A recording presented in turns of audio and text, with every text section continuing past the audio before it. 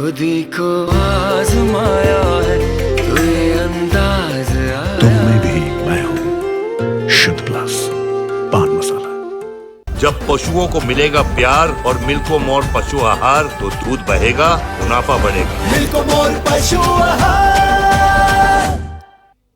नमस्कार, आप देख रहे लोकमंच न्यूज और मैं हूं आपके साथ सत्यम गौर। लखनऊ में प्रगतिशील समाजवादी पार्टी के महानगर अध्यक्ष और प्रवक्ता जनाब मुर्ताज अली ने अपनी पार्टी के बारे में बताया है। उन्होंने कहा है कि आने वाली 2022 में जो चुनाव हैं हमारी ही सरकार बनने जा रही है और भारी मतों से हम विजयी भी होंगे। साथ ही जो बेरोजगारी है, जो महंगाई है, उसको लेकर हम जनता को राहत देंगे। जो बीजेपी सरकार नहीं कर पाई वह हम करके दिखाएंगे। और क्या कुछ उन्होंने कहा है, आइए आपको सुनवाते हैं।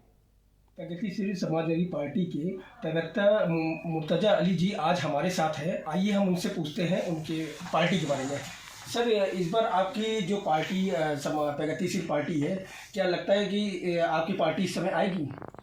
देखिए, आपको मैं अवगत करा दूं कि प्रगतिशील समाजवादी पार्टी और सपा के बीच में गठबंधन हो चुका है और हम लोग पूरा प्रयासरत हैं कि अब की बार 2022 में साइकिल की सरकार आए, माननीय अखिलेश जी मुख्यमंत्री बने और इस प्रदेश के अंदर जितनी भी बेरोजगारी है, भुखमरी है, शिक्षा का कोई संसाधन उपलब्ध नहीं हो पा रहा है, स्कूल लगातार बंद चल रहे हैं। तो अभी पूरे शहर के अंदर लखनऊ की मैं बात बताऊं, अभी मैं इटावा गया था, मैनपुरी गया था और सफाई की तरफ हम लोग का दौरा था। तो तमाम जगहों पर हम लोगों ने देखा कि माननीय राष्ट्रीय अध्यक्ष शिवपाल जी के नामांकन में जाने का अवसर मिला तो देखा कि बीजेपी का कहीं नामो निशान नहीं है, लोग झंडे तक नहीं लगा रहे अपने घरों में। तो इस बार का माहौल सिर्फ लखनऊ का नहीं है, पूरे प्रदेश का माहौल है कि इस बार हम लोग जो बीजेपी जो सांप्रदायिक एक पार्टी है जिसके पीछे एक सांप्रदायिकता का हमेशा से आरोप लगता रहा और जो सच्चाई भी है और जिसने भूखमरी और बेरोजगारी जो बढ़ाई है। अभी एक रिपोर्ट आई है, आपने देखा होगा कि अखिलेश सरकार में जो क्राइम रिपोर्ट था उससे 10% ज़्यादा इनका क्राइम रिपोर्ट बढ़ गया क्राइम इनके 5 साल के शासनकाल में। जो बेरोजगारी 2.5% थी अखिलेश सरकार में, इनकी सरकार में 4.9% हो गई है। तो ये हर प्रदेश सरकार जो योगी की डबल इंजन की सरकार जिसको हम लोग कहते हैं, ये पूरी तरह से फेल हो चुकी है और आने वाला वक्त में माननीय अखिलेश जी की सरकार बनेगी। सर, जैसे कि इस समय देखा जा रहा है कि महंगाई को लेके इस समय महंगाई हर चीज़ में बढ़ी हुई है, बेरोजगार बहुत है। इसमें जब आपकी सरकार आ जाएगी तो उसमें बेरोजगारी को लेके, महंगाई को लेके आप क्या करेंगे? देखिए, मैं आपको बताऊं, जो हमारा संविधान बना था, जो राज्य सरकारें होती हैं, इनका कर्तव्य रहता है कि लोक हित में काम करने का। इनका सरकार व्यापार नहीं करती है। लोगों को कैसे सुविधा दें, कैसे उनके ऊपर कम संसाधन में कैसे उन तक सुविधा पहुंचाएं, ये सरकार का कर्तव्य होता है। मगर ये सरकार जो ये बनी है, ये डबल इंजन की सरकार जिसको हम लोग कहते हैं, भाजपा की सरकार, लगातार देखिए पेट्रोल डीजल की कीमतों की बढ़ोतरी हो रही है, गैस की कीमतों की बढ़ोतरी हो रही है।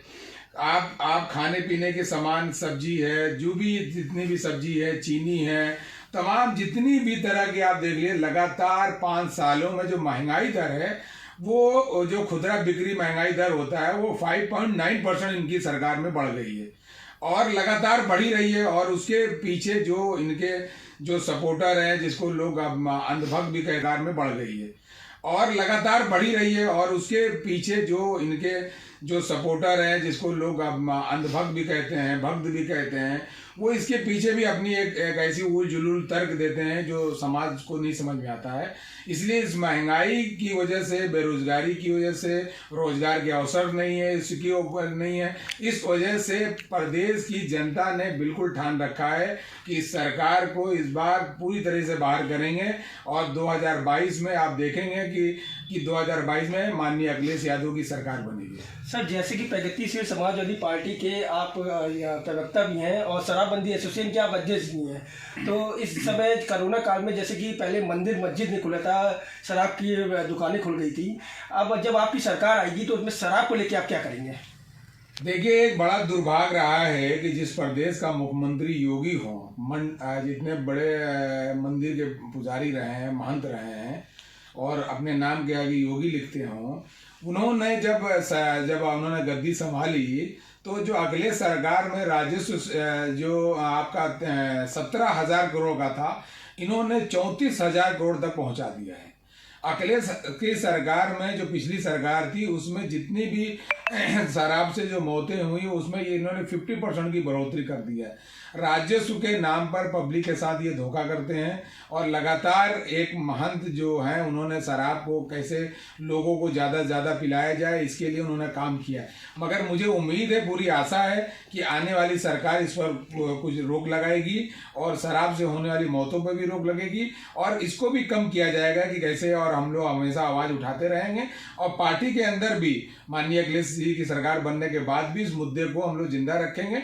उनके समक्ष भी इस बात को उठाया जाएगा कि शराब जो समाज के नैतिक पतन का भी जिम्मेदार है, सामाजिक जो ताना बाना उसको बिगाड़ने का भी जिम्मेदार है, घरेलू हिंसा का भी जिम्मेदार है। महिला उत्थान की हम बात करते हैं और शराब बंद नहीं होगी महिला का उत्थान नहीं हो सकता है। बच्चों की पढ़ाई की बात करते हैं और शराब नहीं बंद होगी तो बच्चों की पढ़ाई पर भी असर पड़ता है, क्योंकि एक शराब पीने वाला व्यक्ति जब वो 1,000 रुपये कमाता है, 500 रुपये कमाता है, उसमें 400-800 की शराब पी जाता है तो उसके घर में क्लेश होता है, लड़ाई झगड़े होते हैं, घरेलू हिंसा होती है, बच्चे की फीस नहीं जमा होती, अशिक्षा आती है और फिर वही बच्चे बैड एलिमेंट्स बनते हैं, वही समाज के लिए घातक होते हैं। इसलिए सभी बुराइयों की जननी शराब है। इसकी पाबंदी की बात लगातार हम लोग बाहर से भी उठाते रहेंगे, सरकार में आएंगे तो सरकार में भी उठाएंगे इस बात को। ये थे मुर्ताजा अली जी, प्रगतिशील समाजवादी पार्टी के। अब इन्होंने बताया जैसे कि इनकी सरकार आएगी, जैसे कि महंगाई को लेके, हर चीज़ को लेके ये काम करेंगे। मैं निखिल श्रीवास्तव, लोकमंच न्यूज़।